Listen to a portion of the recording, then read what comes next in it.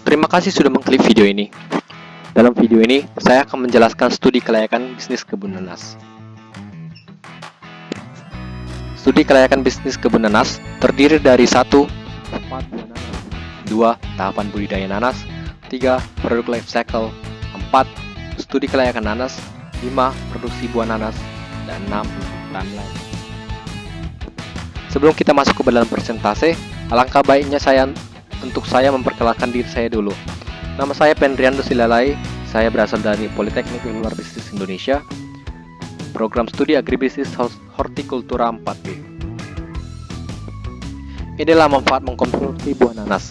Nanas memiliki banyak sekali nutrisi, rasanya yang manis, segar, dan sedikit asam, serta memiliki serat yang baik untuk tubuh, khususnya untuk pencernaan dan daya tahan tubuh.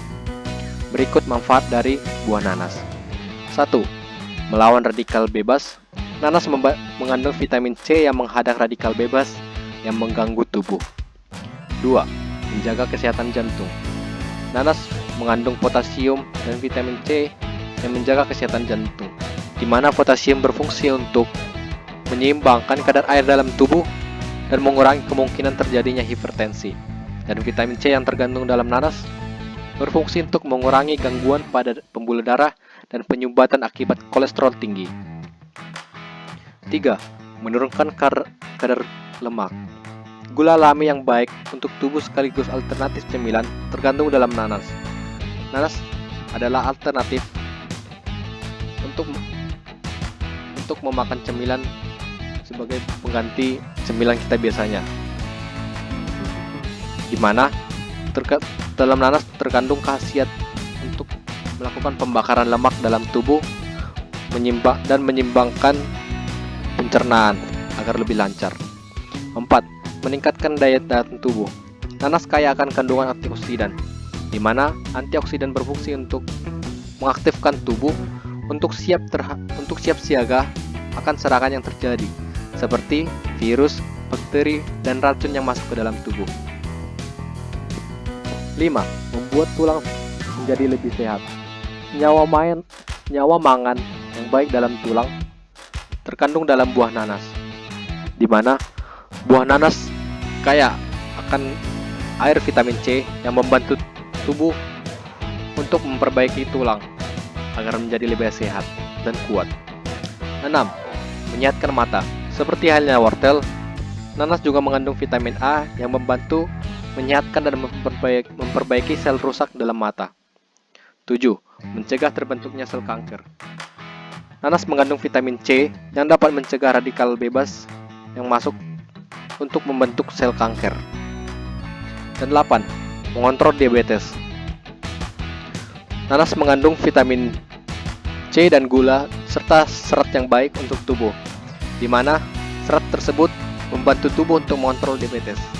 Untuk tipe 1, mengkonsumsi nanas membantu tubuh untuk mengurangi kandungan glukosa dalam darah. Untuk tipe 2, nanas membantu tubuh untuk menghasilkan peningkatan gula dalam darah. Karena senyawa gula dalam buah nanas tergolong tinggi, maka dianjurkan untuk kita untuk mengontrol mengkonsumsi nanas setiap harinya, karena tidak baik untuk tubuh juga. Terutama untuk ibu hamil, dianjurkan untuk tidak mengkonsumsi nanas secara banyak, karena dapat merusak janin yang ada dalam tubuh. Baik, kita masuk ke dalam tahapan budidaya nanas. Tahapan budidaya nanas tergolong menjadi 1. Olah lahan. Kegiatan yang dilakukan adalah land clearing dan pembuatan lubang tanam. Langkah 2. Penanaman. Kegiatan yang dilakukan adalah pemberian pupuk kandang dan menanam bibit. Langkah 3. Pemupukan. Kegiatan yang diberikan adalah pemberian pupuk MPK, TSP, dan KCL. Langkah 4. Pengendalian OPT. Langkah 5. Penyiraman. Dan langkah 6. Panen. Kegiatan yang dilakukan adalah memetik buah. Produk life cycle. Rentan produksi yaitu tahun kedua sampai tahun kelima. Tahun produksi tertinggi berada di tahun ketiga sampai tahun kelima, dan rata-rata produksi per 5 hektarnya adalah 735.000 ton. Harga jual per kilonya yaitu 18.000. Berikut adalah studi kelayakan buah nanas. Saya melakukan asumsi terhadap biaya tetap, yaitu traktor, cangkul, parang, gunting, gerobak, selang, sprayer, dan pompa celup. Biaya variabelnya terdiri dari bibit, pupuk, urea, TSP, KCL, pupuk kandang, tenaga kerja, penanaman, penyiraman, dan pemupukan. Untuk panen dan pasca panen, saya menuliskan biaya di bagian pemetikan, pengemasan, penyusunan, dan pengangkutan. Biaya totalnya adalah 400 juta. Untuk tahun pertama, total biaya yang saya keluarkan adalah 465.600.000, di mana di tahun pertama belum mengalami keuntungan dari hasil produksi buah nanas. Di tahun kedua, total biaya yang saya keluarkan adalah 394 juta, di mana akumulasi biayanya sekitar 859.600.000, dan penerimaan dari hasilnya adalah 2.520.000. Keuntungannya adalah 2.054.400.000. Untuk tahun ketiga, total biaya pengeluaran sekitar 394.600.000. Akumulasi biayanya adalah 1.254.200.000. Penerimaan yang saya dapatkan tahun ketiga adalah 5.040.000.000. Keuntungan yang didapat pada tahun kedua adalah 7.149.600.000. Untuk tahun keempat, total biaya yang saya keluarkan adalah 595.850.000. Akumulasi biayanya adalah 1.852.050.000. Dan penerimaan yang didapat tahun keempat adalah 15.120.000.000. Keuntungan yang didapatnya adalah 14.709.600.000. Untuk tahun kelima, total biaya yang saya keluarkan adalah 639.950.000. Akumulasi biayanya adalah 2.490.000.000, dan penerimaan yang didapat adalah 30.240.000.000. Keuntungan yang didapat adalah 29.829.600.000.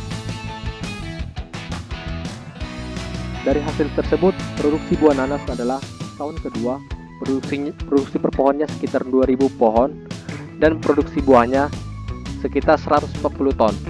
Tahun ketiga, produksi pohonnya sekitar 4.000 pohon, dan produksi buahnya 280 ton.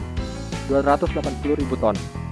Tahun keempat, produksi pohonnya sekitar 12.000 pohon, dan produksi buahnya 640.000 ton.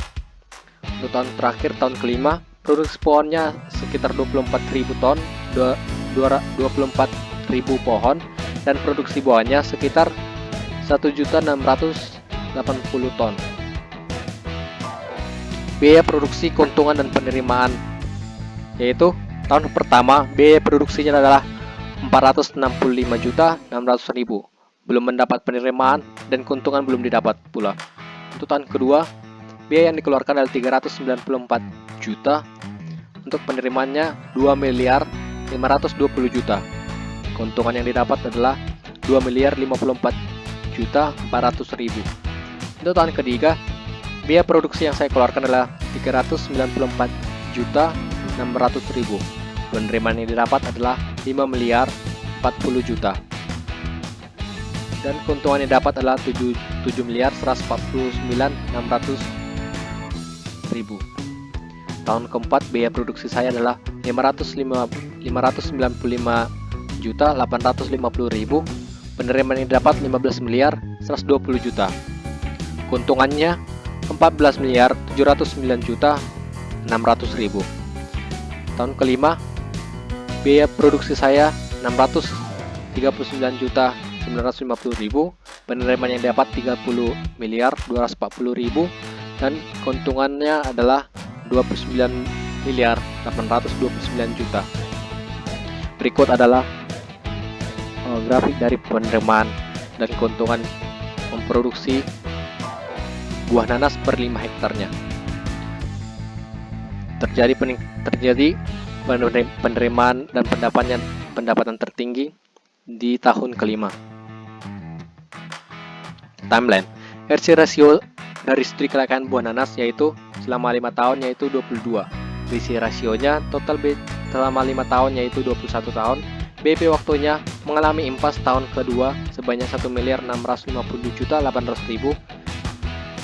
Cash flow-nya yaitu 15.837.550.000 dan IRR per tahunnya adalah 188%. Demikian studi kelayakan budidaya nanas, saya nyatakan layak. Terima kasih.